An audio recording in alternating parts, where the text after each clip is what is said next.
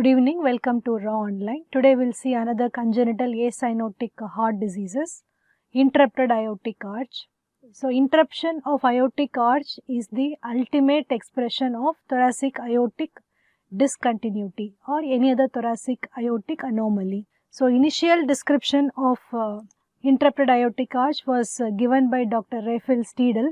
So, it was called after him Steidl's complex. He is from University of Vienna, where he has described interruption of aortic arch as complete luminal and anatomic disintegrity. There is no continuity between the arch of the aorta and the descending aorta. So, this is the prototype of all the interrupted aortic arch. So, it is Steidl's complex is commonly used as the eponym for interrupted aortic arch. This is a very interruption of aortic arch is a rare anomaly. It occurs in 19 in every million live births of children and accounts for less than 1.5% of all congenital heart diseases. So, the common association of interrupted aortic arch we have seen earlier, two major associations, Dijard syndrome or microdeletion of 22q11 or malalignment type of VSD, where there is posterior malalignment of the truncal septum. We will see in detail.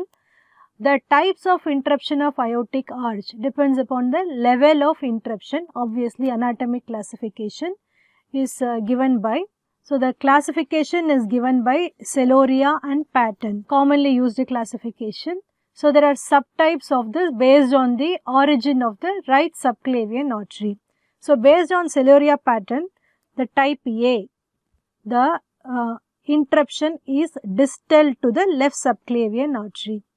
Type B, it is between the left common carotid and the left subclavian artery. So, at this level.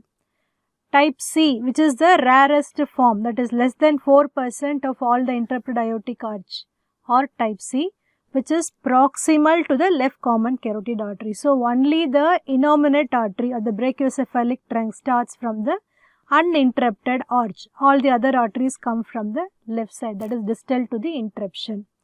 So, the subtypes are based on the origin of right subclavian artery. Type 1 is normal origin, that is to the right side or from the brachiocephalic trunk, that is proximal to the interruption. Type 2 is aberrant right subclavian artery, which is originating later separately. Why it originates separately? Why the subclavian artery takes a special position is because the right subclavian artery originates from the segmental artery, the seventh separate segmental artery from which the subclavian artery arises.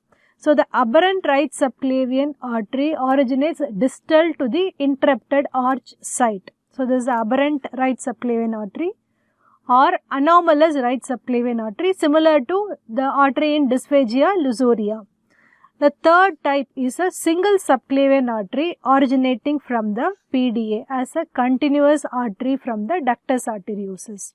So, there are two anatomic variations of interrupted aortic arch. One, there is a fibrous band-like structure. So, at this level, instead of band, there must be a lumen. So, there is a fibrous band which was not initially described by Dr. Steidl. The other prototype Steidl's complex is a complete interruption. There is no tissue at all between the before the proximal to the interruption and distal to the interruption, wherever the level of interruption is. So, this type has a fibrous band at the interrupted site.